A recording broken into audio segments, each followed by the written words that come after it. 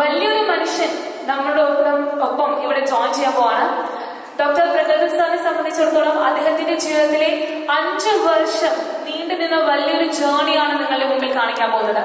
ഒരു നവാഗതന ഡയറക്ടറിനെ സംബന്ധിച്ചിടത്തോളം അദ്ദേഹത്തിന്റെ ഒരു സിനിമ എന്ന് പറയുന്നത് എന്നും ഒരു ചലഞ്ച് ആയിരിക്കും. അപ്പൊ ഈ ഒരു ചലഞ്ച് ഏകദേശം 5 വർഷം ഇതിനെപ്പറ്റി മാത്രം പഠിച്ച് ഇതിനെപ്പറ്റി മാത്രം ടൈം ഇൻവെസ്റ്റ് ചെയ്തിട്ടാണ് അദ്ദേഹം പുറത്തിറക്കിയിരിക്കുന്നത്. അതോടൊപ്പം തന്നെ ഇതില് പുതുമുഖ നടന്മാരെ എടുക്കുന്നതിന്റെ ഏറ്റവും വലിയ റീസൺ 2 വർഷമെങ്കിലും ഇതിനുവേണ്ടി സ്പെൻഡ് ചെയ്യാൻ കഴിയുന്ന ഒരു വ്യക്തിയെ കിട്ടണം എന്നതിന്റെ ചലഞ്ചോടുകൂടി മാത്രമാണ് അദ്ദേഹം തിരഞ്ഞെടുത്തത്. അപ്പൊ ഇത്രമാത്രം ഇതിനുവേണ്ടി ഇൻവെസ്റ്റ് ചെയ്ത ആ ഒരു വലിയൊരു പേഴ്സണെ വളരെ സ്നേഹത്തോടു കൂടി തന്നെ ഈ ഒരു വേദിയിലേക്ക് ഇൻവൈറ്റ് ചെയ്യുവാണ്. യെസ് ലേഡീസ് ആൻഡ് ജെന്റിൽമെൻ, നല്ലൊരു കാര്യം നൽകിക്കൊണ്ട് the one and only director doctor പ്രഗൽഭനെ സ്റ്റേജിലേക്ക് ഇൻവൈറ്റ് ചെയ്യാം.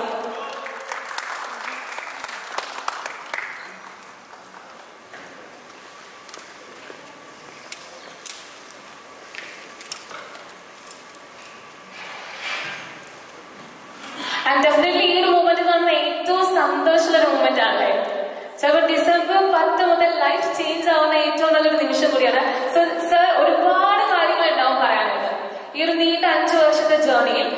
അതിൽ നിന്ന് ഏറ്റവും നല്ലൊരു കുറച്ച് മൊമെന്റ്സും ഈ ഒരു മൂവിനെ പറ്റി ഈ പ്രസ് മീറ്റേഴ്സിനോടും എന്തൊക്കെ പറയാനുണ്ടാവും? ഗുഡ് മോർണിംഗ് ആൾ.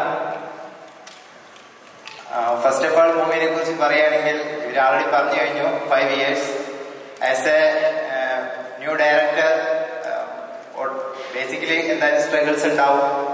അതിൽ കൂടുതലായിട്ട് ഇത് India's first off road mud race മൂവിയാണ്. അതുകൊണ്ട് തന്നെ റെഫറൻസിന് മൂവിയില്ല, ഫസ്റ്റ് ഡയറക്ടറാണ്. ഏറ്റവും നല്ല ടെക്നീഷ്യൻസിനെ കിട്ടിയാൽ മാത്രമേ ഈ മൂവി എനിക്ക് വിജയിപ്പിക്കാൻ പറ്റുള്ളൂ എന്ന് എനിക്ക് നന്നായിട്ട് അറിയായിരുന്നു. പക്ഷെ ഒരു ന്യൂ ഡയറക്ടറിന് അതുപോലുള്ള ടെക്നീഷ്യൻസിനെ എങ്ങനെ കിട്ടും എന്നുള്ളതായിരുന്നു ഏറ്റവും വലിയ ചലഞ്ച്. അതുപോലെ തന്നെ റെഫറൻസ് മൂവി ഇല്ലാത്തതുകൊണ്ടും മഡ്രേസ് കൊറിയോഗ്രാഫിയിൽ കൂടുതൽ ടൈം സ്പെൻഡ് ചെയ്യേണ്ടി വന്നു.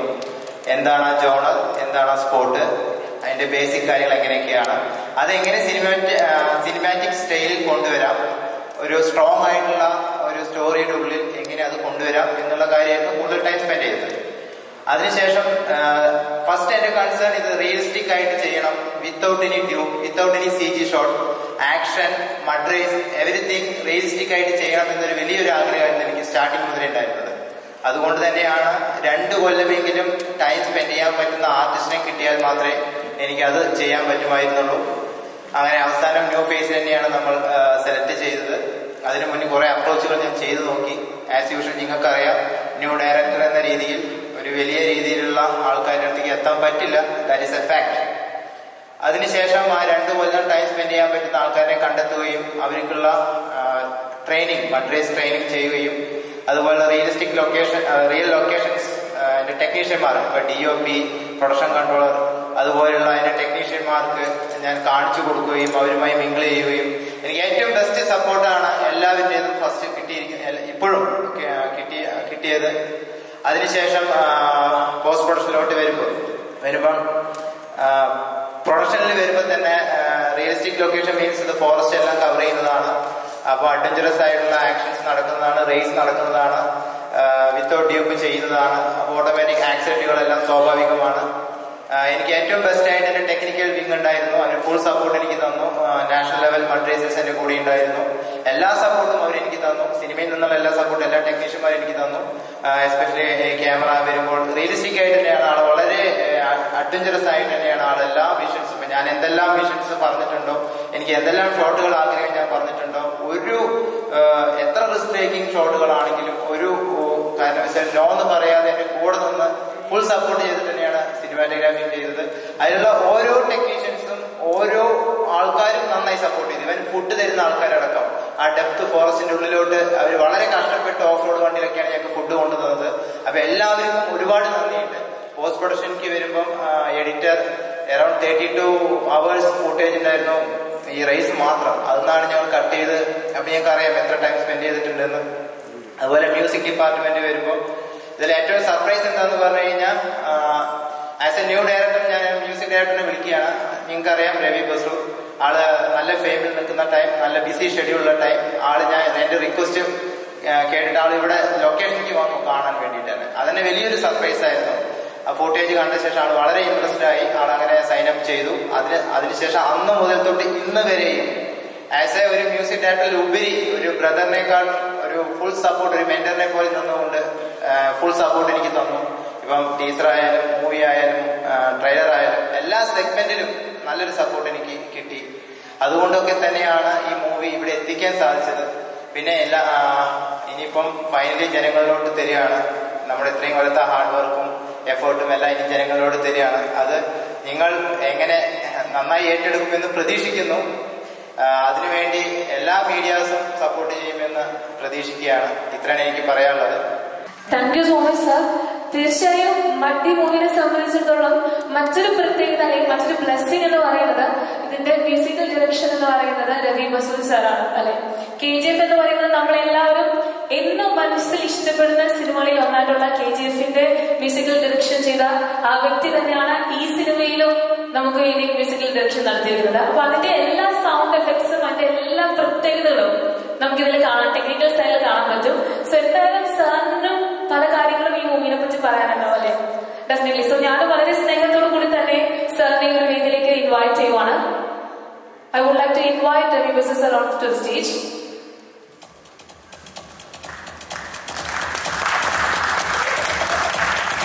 ഒരു കാര്യം കൂടി എനിക്ക് പറയാനുണ്ട്, ഞാൻ വിട്ടുപോകാൻ പാടില്ല. ന്യൂ ആർട്ടിസ്റ്റ് എന്ന് പറഞ്ഞു, പക്ഷെ അവർ എല്ലാ ന്യൂ ആർട്ടിസ്റ്റുകളും അവര് 100% ലൈഫ് റിസ്ക് എടുത്തിട്ടാണ് അവർ ആക്ട് ചെയ്തിരിക്കുന്നത്. ഇവിടുത്തെ പ്രൊഫഷണലുടെ ദേവേട്ടൻ ദൈവത്തിനും പ്രാർത്ഥിച്ച ഒരു സൈഡിൽ ഇരിക്കുകയായിരിക്കും. അവർ ഓരോ അഡ്വഞ്ചർ സൈഡിലെ കാര്യങ്ങൾ ചെയ്യുമ്പോൾ ആസ് എ ഡയറക്ടർ ഞാൻ ഈ ഷോട്ട് കിട്ടിയാൽ നന്നായിരിക്കും എന്ന് പറയുമ്പോൾ ഒരു എൻ്റെ അടുത്ത് ഒരു വിഷമവും പറയാതെ എത്ര റിസ്ക് ടേക്കിംഗ് ഷോട്ടാണെങ്കിലും ഞങ്ങൾ ചെയ്തിരിക്കും എന്ന് പറഞ്ഞ് മുന്നോട്ട് വന്ന എല്ലാ ആർട്ടിസ്റ്റുകൾക്കും, പ്രത്യേകിച്ച് ലീഡിങ് ആർട്ടിസ്റ്റുകൾ, സപ്പോർട്ടിംഗ് ആർട്ടിസ്റ്റുകൾ, പ്രത്യേകിച്ച് അവർക്ക് ഒരു ഫെസിലിറ്റീസ് എനിക്ക് കൊടുക്കാൻ പറ്റിയിട്ടില്ല. ഫോറസ്റ്റിനുള്ള ഷൂട്ട് നടക്കുമ്പോൾ എല്ലാവരും താഴെ ഇരിക്കുന്നുണ്ടാവും, ചെയർ ഉണ്ടാവില്ല, ഭക്ഷണം കിട്ടിയിട്ടുണ്ടാവില്ല, ചിലപ്പം ബ്രെഡ് മാത്രമേ കിട്ടിയിട്ടുണ്ടാവുള്ളൂ. അതെല്ലാം സപ്പോർട്ട് ചെയ്ത് എൻ്റെ കൂടെ എല്ലാത്തിനും നിന്നുള്ള എല്ലാ ആർട്ടിസ്റ്റുകൾക്കും സപ്പോർട്ടിങ് ആയിട്ട് എല്ലാവർക്കും അതിലും ഒരു നന്ദി ഞാൻ രേഖപ്പെടുത്തുകയാണ്. ഓക്കെ, ഇനി നമുക്ക് നമ്മുടെ രവി സാർക്ക് കൊടുക്കാം. എല്ലാവർക്കും നമസ്തേ. So this is my first Malayalam movie. என்ன சொல்றது, so I will ரொம்ப ஹாப்பியா இருக்கு. So இந்த டைப் மூவி கனெக்ட் பண்றதுக்கு just because இந்த 5 brothers எப்பவுமே கூட இருந்த நம்ம இந்தியன் மூவி அப்படியே நம்ம பிரசன்ட் பண்ணா. So that's why I have first approached this movie. So in their vision, when it's gone to the set, I have seen their footages. So there is no compromise in the visual shootings or script, whatever they have planned pre-production. There is no compromisation. So then they have approached me. So I thought this is the right movie to do.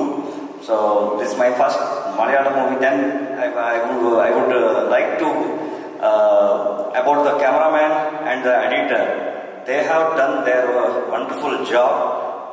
Then only I can give the best product.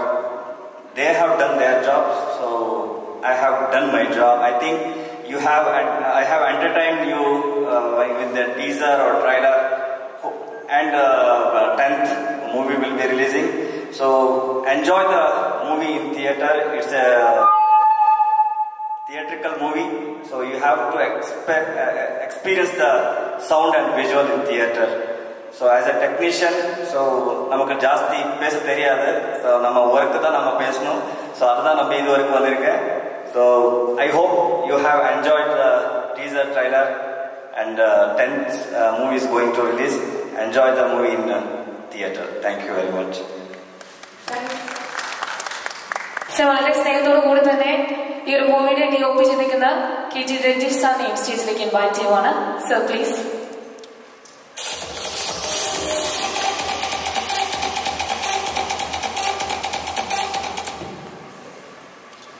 നമസ്കാരം. എന്നെ സംബന്ധിച്ച് പറയുകയാണെങ്കിൽ എനിക്ക് വളരെ നല്ലൊരു experience ആയിരുന്നു ഈ movie. പിന്നെ ഡയറക്ടർ എല്ലാ കാര്യത്തിലും വ്യക്തതയും വീക്ഷണം പുള്ളിക്കുണ്ടായിരുന്നു. അതുകൊണ്ട് എനിക്ക് ഈ പടം വർക്ക് ചെയ്യാൻ ഭയങ്കര എളുപ്പമായിരുന്നു. പിന്നെ ഇതിന്റെ ബാക്കി പുറകിൽ പ്രവർത്തിച്ച എല്ലാവരും നല്ലോണം ഞങ്ങളുടെ ഡിപ്പാർട്ട്മെന്റിൽ ഒത്തിരി സഹായം ചെയ്തിട്ടുണ്ട്. അതുകൊണ്ട് തന്നെ ഈ പടം വലിയ ഒരു എന്റെ ലൈഫിൽ തന്നെ എന്റെ കരിയറിൽ തന്നെ നല്ലൊരു ബ്രേക്ക് ആയിരിക്കും എന്ന് എനിക്ക് പറയാൻ കഴിയും. തീർച്ചയായും ഇവരെല്ലാവരും പറഞ്ഞപ്പോൾ തന്നെ നമുക്ക് എല്ലാവർക്കും ആ ഒരു സിനിമ കണ്ടാലോ അതിന്റെ ഒരു എക്സ്പീരിയൻസ് എത്രമാത്രം ഉണ്ടാവും എന്ന് അനുഭവിച്ചറിയാൻ തോന്നുന്നുണ്ടാവും.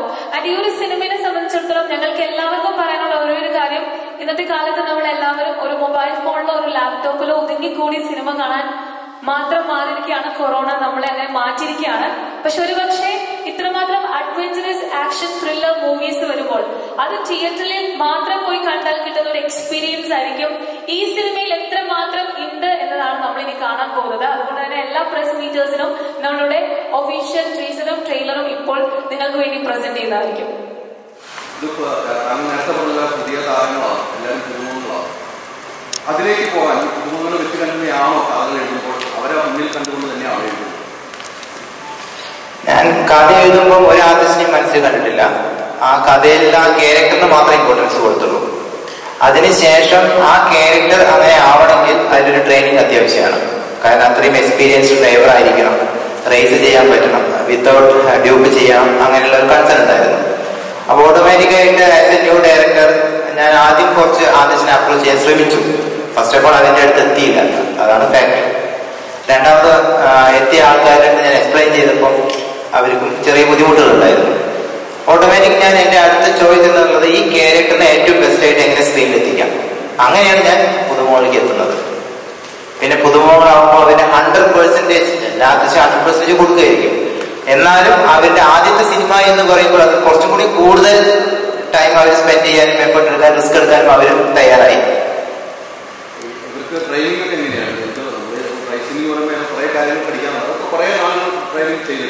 ഒരു അറൌണ്ട് 2 yearsോളം അവർക്ക് ആ ട്രെയിനിങ് കൊടുത്തിട്ടാണ് നമ്മൾ അതിനെ ഫിലിമിക്ക് കൊണ്ടുവരുന്നത്. അതെ അതെ, ഇതിന്റെ ബാക്കിയുള്ള റേസേഴ്സ് എല്ലാം നാഷണൽ ലെവൽ റിയൽ റേസേഴ്സ് ആണ്. അപ്പൊ അവരുമായിട്ട് മിങ്കിൾ ചെയ്ത് അങ്ങനെ ഒരു കെമിസ്ട്രി വർക്ക്ഔട്ട് ചെയ്തിട്ടാണ് റേസ് എല്ലാം നമ്മൾ കോർഡിനേറ്റ് ചെയ്തത്. ഇൻപുട്ട് എന്തായിരുന്നു പടത്തില്? ഇപ്പോൾ ഒരു സ്ക്രിപ്റ്റ് റൈറ്റർ എന്നുള്ള നിലയിൽ അല്ലെങ്കിൽ ഇത്രയും വലിയ എക്സ്പീരിയൻസ്ഡ് ആയിട്ടുള്ള ഒരാൾ പടത്തിൽ വന്ന് രഞ്ജയുടെ നല്ല ഒരു റോളാണ്, ക്യാരക്ടറാണ് രഞ്ജേട്ടൻ ഒരുക്കി വെച്ചിരിക്കുന്നത്. രഞ്ജേട്ടൻ അത് വളരെ നന്നായിട്ട് തന്നെ ചെയ്തിട്ടുണ്ട്. ആളുടെ ഫുൾ സപ്പോർട്ട് നമുക്ക് കിട്ടി. ഇപ്പൊ എത്ര സീനിയർ ആയിട്ടുള്ള ഒരു ഡയറക്ടർ ആക്ടർ എന്നതിനേക്കാൾ ഉപരി ആള് വളരെ നന്നായിട്ട് ഒരു പുതിയ ഡയറക്ടറിനെ എങ്ങനെ സപ്പോർട്ട് ചെയ്യാം അതാണ് നന്നായി ചെയ്തിട്ടുണ്ട്.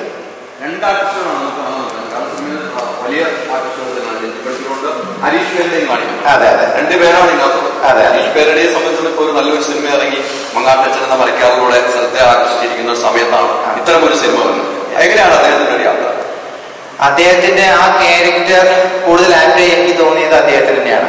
അപ്പോൾ അദ്ദേഹത്തിന്റെ കയ്യിലാകുമ്പോൾ അത് കൂടുതൽ എക്സ്പ്രസീവ് ആയിരിക്കുമെന്ന് എനിക്ക് തോന്നിയത് കൊണ്ടാണ് അദ്ദേഹത്തിന് നമ്മൾ അപ്രോച്ച് ചെയ്യുകയും ആളെ ചെയ്യാമെന്ന് പറഞ്ഞ് വളരെ നന്നായി ചെയ്തു തരികയും ചെയ്തത്. ഇപ്പൊ നമ്മള് മേക്കിംഗ് വീഡിയോ കണ്ടപ്പോഴാണ് താങ്കളുടെ റിസ്ക് ശരിക്കും മനസ്സിലാവുന്നത്. അത് വലിയൊരു എക്സ്പീരിയൻസ് തന്നെയാണ്. നേരത്തെ താങ്കൾ പറഞ്ഞ വലിയ എക്സ്പീരിയൻസ്, താങ്കളുടെ ജീവിതത്തിലെ ഏറ്റവും വലിയ ഒരു മികച്ച സിനിമ തന്നെയായിരിക്കും താങ്കൾ ക്യാമറ ചെയ്തേക്കാൻ DOP എന്ന നിലയിൽ. വലിയ റിസ്ക് തന്നെ. പല സ്ഥലത്തും പല രീതിയിലും ഭയപ്പെടുന്ന സീനുകൾ വരെ ഉണ്ടാകാൻ സാധ്യത ഉണ്ട്. ആ റിസ്ക് ക്യാമറയിൽ എത്രമാത്രം ഇതിൽ ബുദ്ധിമുട്ട് അനുഭവിച്ചു?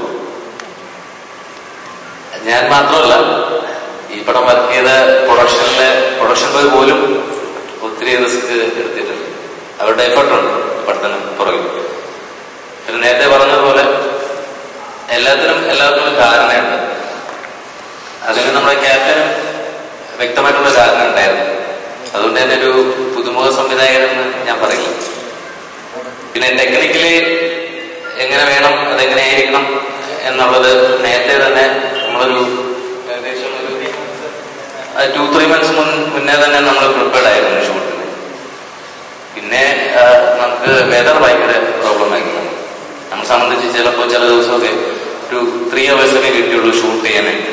അവിടെ എത്തിപ്പെടുക, ഇത്രയും ടെക്നിക്കൽ ഒരു 10-15 ക്യാമറ എത്തിക്കുക, ഇത്രയും ക്രൂവിനെ എത്തിക്കുക എന്നൊക്കെ ഉള്ളത് ഭയങ്കര എഫർട്ടായിരുന്നു. പിന്നെ ഞാൻ ചെയ്ത പടങ്ങളിലാണെങ്കിൽ ഞങ്ങൾക്ക് ലൊക്കേഷനിൽ തന്നെ ഫുഡ് കിട്ടുന്നുണ്ട്, വണ്ടിയിൽ അവിടെ തന്നെ വരും ഫുഡ്. ഇതങ്ങനല്ല, ഇത് ഭയങ്കര റിസ്ക്കാണ്. നമ്മൾ ഇവിടെ ഇവിടെ എത്തിയിട്ട് പിന്നെ 4x4 വണ്ടിയിലാണ് നമ്മൾ ലൊക്കേഷനിലേക്ക് പോകുന്നത്. അത്തരം ജീപ്പിൽ മാത്രം പോകാറുള്ളൂ. അപ്പോൾ ദയവായിട്ടൊക്കെ ഒത്തിരി ഡിപ്രഷനായി പോയ സമയങ്ങളുണ്ട് കണ്ടുള്ളത്. അങ്ങനെ ഒത്തിരി ബുദ്ധിമുട്ടുണ്ട്. പിന്നെ ടെക്നിക്കലി പുള്ളി ബേസിക്കലി നമ്മുടെ കൂടെ ഒപ്പം ഉണ്ടായിരുന്നതുകൊണ്ട് കുറച്ച് വർക്ക് ചെയ്യാൻ പറ്റും ഫ്രീ ആയിട്ട്. ഡയറക്ടറിനോടാണ് ചോദ്യം. അതായത് താങ്കളുടെ ആദ്യത്തെ സിനിമയാണ്, അതും ഒരു മഡ്രൈസ് ചിത്രം, ഇന്ത്യയിലെ തന്നെ ആദ്യത്തെ ഒരു മഡ്രൈസ് ചിത്രം എടുക്കാൻ അത്രയും ചലഞ്ചിങ് ആയിരിക്കുമല്ലോ. ഒന്നത് ഒരു പക്ക എക്സ്പെരിമെന്റൽ മൂവിയാണെന്ന് താങ്കൾ തന്നെ പറഞ്ഞു, വേറെ റെഫറൻസും ഇല്ല. പിന്നെ ഇതിന്റെ ടെക്നിക്കൽ സൈഡും അത്രയും കുറെ എക്സ്പെരിമെന്റ്സ് യൂസ് ചെയ്തിട്ടുണ്ട്. ഈവൻ മ്യൂസിക് ആണെങ്കിൽ പോലും അത്രയധികം എക്സ്പെരിമെന്റൽ ആണെന്ന് പറഞ്ഞിട്ടുണ്ട്. അപ്പൊ എത്രമാത്രം ചലഞ്ചിങ് ആയിരുന്നു? എന്തുകൊണ്ടാണ് മഡ്രൈസ് തന്നെ ആദ്യത്തെ ഒരു കോൺസെപ്റ്റ്, ആദ്യത്തെ സിനിമയ്ക്ക് ആ ഒരു കോൺസെപ്റ്റ് തന്നെ എടുക്കാനുള്ള കാര്യം എന്തായിരുന്നു? ഫസ്റ്റ് മൂവി ഒരു യൂണിക് കണ്ടന്റ്, ഒരു അഡ്വഞ്ചറസ് ആയിട്ടുള്ള ഒരു ത്രില്ലർ കൊണ്ടുവരുന്നൊരു ആഗ്രഹം ഉണ്ടായിരുന്നു. അങ്ങനെയാണ് അതിന്റെ റിസർച്ചിന്റെ ഭാഗമായി, പിന്നെ വെഹിക്കിളിനോട് കുറച്ച് ക്രേസും കൂടി ഉണ്ട്. അങ്ങനെയാണ് അതിന്റെ ഭാഗമായി നമ്മൾ മഡ്രൈസിലോട്ട് എത്തുന്നതും അത് സിനിമാറ്റിക് സ്റ്റൈലിൽ കൊണ്ടുവരാൻ ശ്രമിക്കുന്നത്. രവി സാറിലേക്ക് ഉള്ള അപ്രോച്ച് എങ്ങനെയാണ്? അതായത് ഇപ്പം മലയാളത്തിൽ തന്നെയാണ് ഒരുപാട് മ്യൂസിക് ഡയറക്ടേഴ്സ് ഉണ്ട്.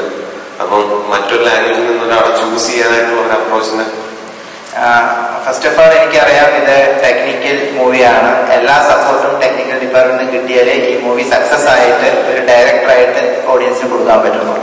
അപ്പോൾ ഏറ്റവും കൂടുതൽ ടൈം സ്പെൻഡ് ചെയ്യുന്ന, ഏറ്റവും കൂടുതൽ പാഷനായിട്ട് നിൽക്കുന്ന എല്ലാ ടെക്നീഷ്യന്മാരും പാഷനായിട്ട് തന്നെയാണ്, ഞാൻ അങ്ങനെ വിചാരിക്കരുത്. പക്ഷെ കുറച്ചും കൂടി കൂടുതൽ സപ്പോർട്ട് ചെയ്യുന്ന ഒരാളുടെ അത്ര ഒരു ആഗ്രഹം ഉണ്ടായിരുന്നു.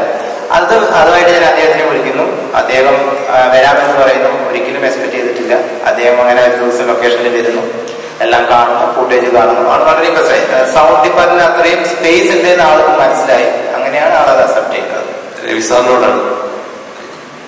Your own movies are such a mass movies or big movies. What is the selective approach of the mass? Actually, this movie I have taken because it's a lot of space. As a technician, we love a lot of space.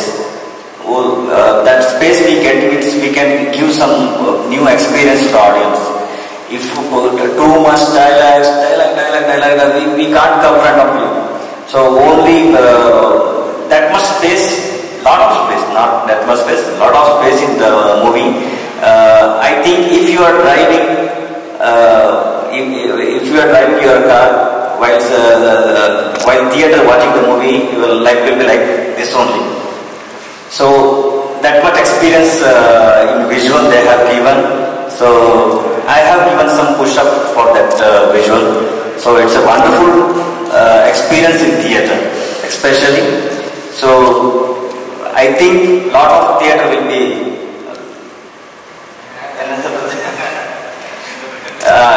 and that type of mastering we have did first time. So unique kind of stem mastering we have did for this movie. Only because of the theatrical experience, audience has to be experienced. Okay. So another one thing. So I want to. This is the movie collaborate all 5 languages. So this is what I firstly attempted.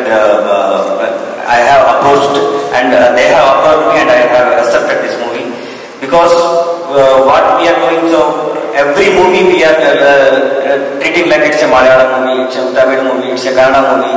So all South we have divided in 4 different kind of movie making. So I want always should be it's an Indian movie. We have to promote like it's an Indian movie. Then only we have competed with the world. So namakula in this competition event nama enna panna kuda world movie aayirukku. So we will present our India. So from Ugram nunchi KGF ka Maddi Sala enna irundha kuda we almost want to Indian movie we have to promote our product. So I hope you have enjoyed the teaser. This kind of sound effects, this kind of visual treat you will get in theater. 10th, I am sure that you will enjoy the movie in theater. Thank you.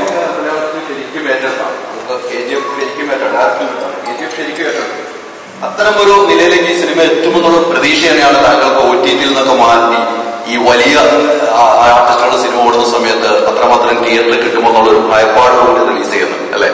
KGF ഒക്കെ ശരിക്കും ഏറ്റെടുത്ത ഒരു സംഭവമാണ് കേരളത്തിൽ. അത്തരമൊരു risk ഉണ്ട്. അത്ര risk ഉണ്ടോ? വലിയ സിനിമകൾ ഓടുമ്പോൾ പുതുമുഖങ്ങളുടെ സിനിമക്ക് തിയേറ്ററുകൾ കുറച്ച് കിട്ടാറുള്ളൂ. അങ്ങനെയൊക്കെ ഒരു പേടിയുണ്ടോ?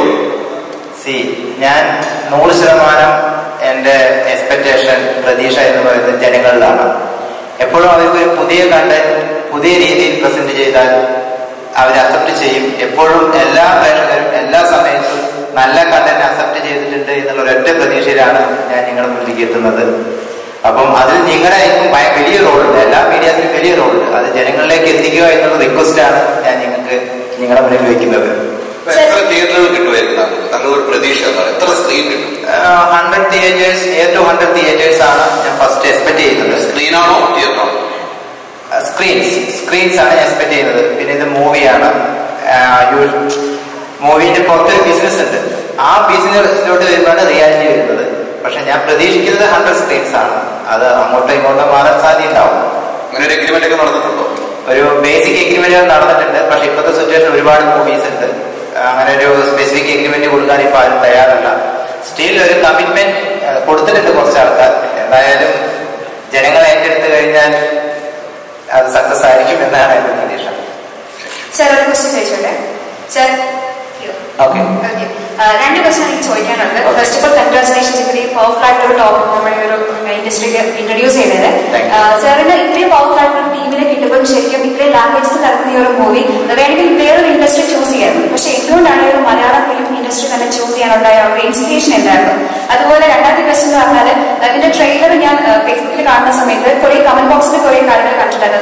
അതായത് ഡെത്ത് റേസ് എന്ന് പറയുന്ന ആ ഒരു മൂവി ആയിട്ട് കുറെ കമ്പാരിസൺ കണ്ടിട്ടുണ്ടായിരുന്നു. അപ്പം ആ ഒരു മൂവി ആയിട്ട് എന്തെങ്കിലും ഒരു സിമിലാരിറ്റി നമുക്ക് ഇതിൽ കാണാൻ പറ്റുമോ? എന്തെങ്കിലും ഒരു ഇൻസ്പിറേഷൻസ് ആണ് ആ ഒരു മൂവിന്ന് വന്നിട്ടുണ്ടോ ഈ ഒരു പെർട്ടിക്കുലർ ടോപ്പിക്ക് ചൂസ് ചെയ്യാൻ വേണ്ടിയിട്ട്? ഫസ്റ്റ് ക്വസ്റ്റ്യൻ, ഞാനൊരു മലയാളിയാണ്. ഫസ്റ്റ് ഓഫ് ഓൾ എപ്പോഴും എന്റെ വീട് കേരള ആയിരിക്കും. അതേപോലെ ഇന്ത്യ എന്ന് പറയുന്ന നമ്മുടെ എല്ലാവരുടെയും വീട്, അതാണ് എന്റെ കൺസെപ്റ്റ്. അപ്പം കേരളത്തിൽ നിന്ന് അങ്ങനെ ഒരു ബാരിയർ ഇല്ല. അപ്പൊ മലയാളത്തിൽ നിന്ന് ഇങ്ങനെ ചെയ്യാൻ പാടുള്ളൂ എന്നൊരു ബാരിയർ ഞാൻ എക്സ്പെക്ട് ചെയ്തിട്ടില്ല. നമുക്ക് എക്സ്പീരിയൻസ് ചെയ്യാം, പല രീതിയിലുള്ള കൺസെപ്റ്റുകളും എക്സ്പീരിയൻസ് ചെയ്യാം. അത് കുറച്ച് നന്നായിരിക്കണം എന്ന് മാത്രമേ ഞാൻ പ്രതീക്ഷിച്ചിട്ടുള്ളൂ. 2ാമത്തെ ക്വസ്റ്റ്യൻ, അങ്ങനെ ഒരു കമ്പാരിസൺ ഇല്ല. ഇല്ല, അങ്ങനെ പ്രതീക്ഷിക്കാൻ പറ്റില്ല.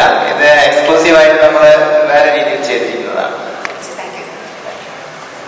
Okay, thank you so much sir. എല്ലാവർക്കും വളരെ നന്ദിയുണ്ട്.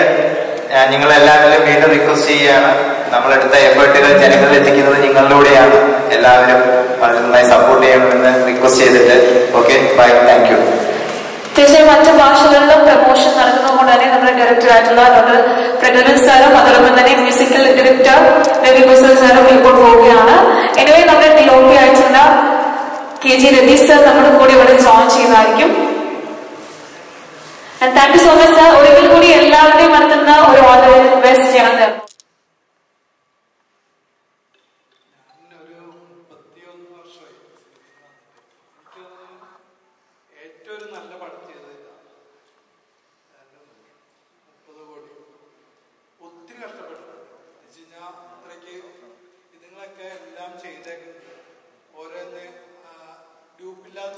ഭയങ്കര പേടിയായിരുന്നു. ഞാൻ ഏതെങ്കിലും സൈഡിൽ ഇരുന്ന് പ്രാർത്ഥിക്കും. ഒത്തിരി അപകടങ്ങൾ പറ്റാവുന്നത് എന്തൊക്കെയോ മാറി അത്രയ്ക്ക് ബുദ്ധിമുട്ടിയിട്ടുണ്ട്. ബാക്കിയൊക്കെ ജനങ്ങള് അത് ഏറ്റെടുത്ത് വിജയിപ്പിച്ചാൽ അത് നല്ല. അതിൽ കൂടുതൽ ദേവേട്ട ഇപ്പോൾ ഇവിടെ പറയുമ്പോൾ എനിക്ക് സത്യം പറഞ്ഞാൽ എനിക്ക് ഭയങ്കര ഇമോഷണൽ ആവുന്നു. ഇമോഷണൽ ആവണമെന്ന് പറഞ്ഞു കഴിഞ്ഞാൽ അത് ഉള്ളിൽ നിന്ന് വരുന്നതാണ്. കാരണം എന്താ പറയേണ്ടതെന്ന് അറിയില്ല. കാരണം ഞാനൊരു കാര്യം എടുത്തു പറയാം. എന്നെ പോലെ ഒരു ഫ്രഷർ, ഒരു എക്സ്പീരിയൻസ് ഇല്ലാത്ത ഒരാള്, പാഷൻ ഉണ്ടായിരുന്ന പല കാര്യങ്ങളിലും നമ്മൾ ഒരുപാട് ക്യാമ്പ്സ് അറ്റൻഡ് ചെയ്തിട്ടുണ്ട്, ഒരുപാട് കാര്യങ്ങൾ ചെയ്തിട്ടുണ്ട്. ഓഡിഷൻ ക്ലിയറായി ഡയറക്ടർ റൂമിലേക്ക് വിളിക്കുമ്പോൾ ഞാൻ അപ്പോൾ കാണുകയാണ് പുള്ളിയുടെ വിഷൻ. ഒരു പുതിയൊരു ആർട്ടിസ്റ്റിനോട് പറഞ്ഞത് അത്രയും എക്സ്പീരിയൻസ് ആയിട്ടുള്ള ഒരു ആൾക്കാരോട് പറയുന്ന രീതിയിലാണ് ഞങ്ങൾ പ്രസന്റ് ചെയ്തത് ആ ക്യാരക്ടറിനെ പറ്റിയിട്ട്. അത് പക്ക സ്റ്റോറി ബോർഡ്, പിന്നെ ഇലുസ്ട്രേഷൻ മോഡലിലുള്ള അല്ലെങ്കിൽ ആനിമേറ്റഡ് മോഡലിലുള്ള സ്റ്റോറി ബോർഡ് ഇങ്ങനെയൊക്കെ ആയിരിക്കും എന്നുള്ളൊരു ഓവർവ്യൂ തന്നു ക്ലിയർ ആയിട്ട്. അപ്പോൾ അത് പുള്ളിയുടെ വിഷനാണ്. അത് ഇത്രയും കാലം 5-6 വർഷം ട്രെയിൻ ചെയ്യിപ്പിച്ച് മെയിൻ ലീഡിങ് ആക്ടേഴ്സിനെ ട്രെയിൻ ചെയ്യിപ്പിച്ച് അതുപോലെ ഇതുപോലത്തെ ടെക്നീഷ്യൻസിനെ ഓൺബോർഡ് ചെയ്യുമ്പോൾ പുള്ളിയുടെ വിഷൻ തന്നെയാണ്. പിന്നെ കോൺഫിഡൻസ്, പുതിയ ആൾക്കാരെ വെച്ചിട്ട് എനിക്ക് ചെയ്തെടുക്കാൻ പറ്റും എന്നുള്ള കോൺഫിഡൻസ്. ഇമോഷണൽ ആകുമ്പോൾ പറഞ്ഞു, സോറി. ഒരുപാട് ഒത്തിരി ആൾക്കാർ അയച്ചിട്ടുണ്ടായിരുന്നു. അപ്പൊ അതിൽ നിന്ന് സെലക്ട് ചെയ്തിട്ട് റൂമിൽ വന്ന് പെർഫോം ചെയ്തു. ദേവണ്ണയൊക്കെ ഉണ്ടായിരുന്നു, പെർഫോം ചെയ്യാൻ പറഞ്ഞു, സീൻ ചെയ്തു. അങ്ങനെ 2-3 റൗണ്ട് ചെയ്യിപ്പിച്ച് നോക്കിയിട്ടാണ് എടുത്തത്.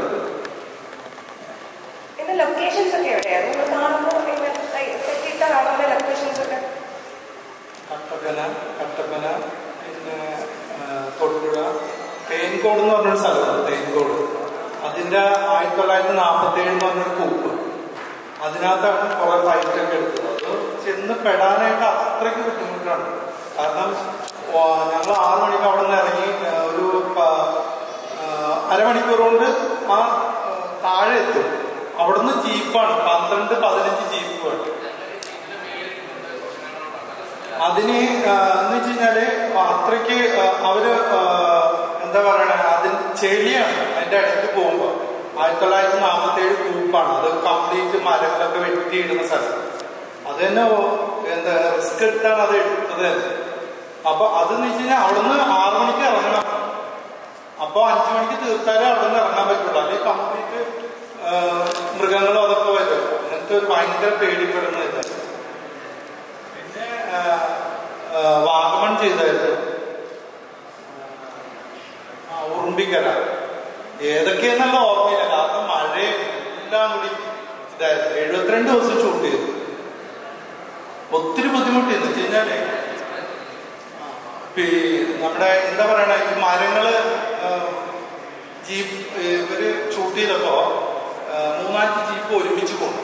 അതിലൊരു ഡെമ്മി മരമുണ്ട്. ഡെമ്മി മരത്തിന്റെ ഈ ജീപ്പ് വന്നിട്ട് ഒറിജിനൽ മരത്തിന്റെ അതിന്റെ ശാഖകളൊക്കെ വന്നിട്ട് ഇവർ 2 കൂടി ആ ക്യാമറ എടുത്തുകൊണ്ട് ഓടി. ശരിക്കും ഒരു കേജില് ഇവിടുന്ന് ഈ ഒരു പീസ് ശാഖ വന്നിട്ട് ഇവിടെ നിന്ന് കൊണ്ട് അങ്ങനത്തെ ഒക്കെ. അതേപോലെ തന്നെ ജീപ്പ് മോളിൽ നിന്ന് ഇറങ്ങിയിട്ട് മോളിൽ നിന്ന് പിഞ്ച് വിട്ടു. ഇവിടെ താഴെ ക്യാമറ ആയിട്ട് ഇട്ടിട്ടുണ്ട്. അത് ഭയങ്കരമായിട്ട് പേടിച്ചു വെച്ചിരിക്കും. ആ താഴെ ചാടി മറ്റേ ശ്രീനിവാസിന്റെ സിനിമ പറയുന്നത് ക്യാമറയുടെ ചാടി പോകാൻ. അതാണ് ഈ സാധനം. ഇത് ചാടുന്ന വെറുതെ പറയുന്നല്ലോ. അപ്പൊ നിങ്ങളത് കണ്ടു കഴിഞ്ഞാൽ നമ്മൾ ഭയങ്കരമായിട്ട് ഭീതി വരും. അപ്പൊ ആ ഒരു രീതിയിലുള്ള ശരിക്കും പറഞ്ഞു കഴിഞ്ഞാല് തിയേറ്ററൊക്കെ കിട്ടും എന്നുള്ളൊരു പ്രതീക്ഷയുണ്ട്. കാരണം തിയേറ്റർ ഈ പുതിയ ആൾക്കാരായതുകൊണ്ട് തിയേറ്റർ കിട്ടാനൊക്കെ ബുദ്ധിമുട്ടാണ്. ശരിക്കും പറഞ്ഞു കഴിഞ്ഞാൽ അത്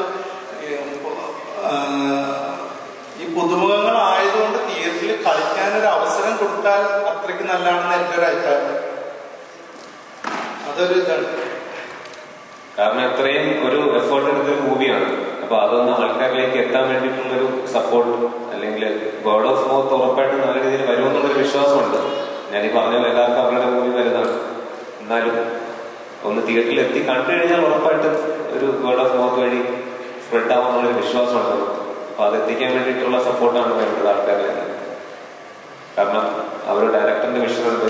അത്രയും എല്ലാവരും ഹാർഡ് വർക്ക് ചെയ്യുന്നതാണ്, ടെക്നീഷ്യൻസും എല്ലാവരും.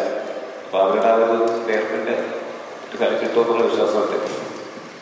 ചെറിയ പുഴ കടക്കുന്നുണ്ട്. വണ്ടി ജീപ്പ് കംപ്ലീറ്റ് ലോഡായിട്ട് മരങ്ങൾ. അതിന്റെ ഇടയ്ക്ക് കാലത്ത് നോക്കിയപ്പോ അതിനകത്ത് വെള്ളം കുറവായിരുന്നു. പക്ഷെ ഷൂട്ട് ചെയ്ത് കുറച്ചിങ്ങോട്ട് നീങ്ങി വണ്ടികൾ വന്നപ്പോ വെള്ളം വന്നു. ആകെ ഒരു വിഷമമൊക്കെ എങ്ങനെയൊക്കെ കയറി പോയെന്നുണ്ട് വണ്ടി. അത്രയ്ക്ക് ഒരു ഭയങ്കരമായിട്ട് ബുദ്ധിമുട്ടിയിട്ടുണ്ട്. എല്ലാവരും ഇവിടുത്തെ ടെക്നീഷ്യന്മാരൊക്കെ ഭയങ്കരമായിട്ട് കഷ്ടപ്പെട്ടിട്ടുണ്ടായിരുന്നു. അതിനൊരു ഇത് ദൈവം കൊടുക്കുമെന്ന് വിചാരിക്കുന്നത്. ഇപ്പോ ഈ സിനിമയുടെ ഒരു ഈ പ്രൊഡ്യൂസർ അല്ലെങ്കിൽ ഈ സിനിമയിൽ നിന്ന് തന്നെ വേണമെങ്കിൽ പറയാം. ഇപ്പോ എങ്ങനെയായിരുന്നു ഒരു എത്ര പേരെ കണ്ടിട്ട് അല്ലെങ്കിൽ ഫെയിലായി പോയിട്ടുണ്ട്? ഒന്നുകൂടെ പറയാമോ? അപ്പോ ഈ സിനിമയുടെ ഒരു മുഖ്യ ഘടകം വേണമെങ്കിൽ പറയാം ഇതിന്റെ പ്രൊഡ്യൂസർ. അപ്പോ ഈ പ്രൊഡ്യൂസർ ഓക്കെ ആവുന്നതിന് മുന്നേ പേര് കണ്ടിട്ടിരുന്നോ അല്ലെങ്കിൽ ഓക്കെ ആവാതിരുന്നോ? ഇപ്പൊ ഫ്രഷേഴ്സ് എന്നുള്ള രീതിയിൽ ഈ സിനിമയായിട്ട് അപ്രോച്ച് ചെയ്തോ? എനിക്ക് അതിന്റെ കൂടുതൽ ഡീറ്റെയിൽസ് അറിയില്ല. കാരണം ഞാൻ അതിന് ശേഷമുള്ളത്. കാരണം ഒരു കാര്യം അറിയുന്നുള്ള പ്രൊഡക്ഷൻ സൈഡിൽ നിന്ന് ഭയങ്കര സപ്പോർട്ടായിരുന്നു. പുതുമുഖങ്ങൾ എന്നുള്ളൊരു വേർതിരിവില്ല, അതെനിക്ക് പറയാൻ പറ്റും. കാരണം ഞാൻ ഫസ്റ്റ് ദിവസം മുതൽ ഞാൻ എക്സ്പീരിയൻസ് ചെയ്തൊരു കാര്യമാണ്. കാരണം നല്ല രീതിയിലുള്ള ട്രീറ്റ്മെന്റ് ആയിരുന്നു. ഒരു മാനുഷിക പരിഗണന നടന്ന് വളരെ പുതിയ ആൾക്കാരാണ്, അത് ഇത്രയും മതി അങ്ങനെയല്ല, വളരെ കെയറിങ്ങോടുകൂടി തന്നെയാണ് നമ്മളെ നോക്കിയത് ഈ 80 ദിവസം.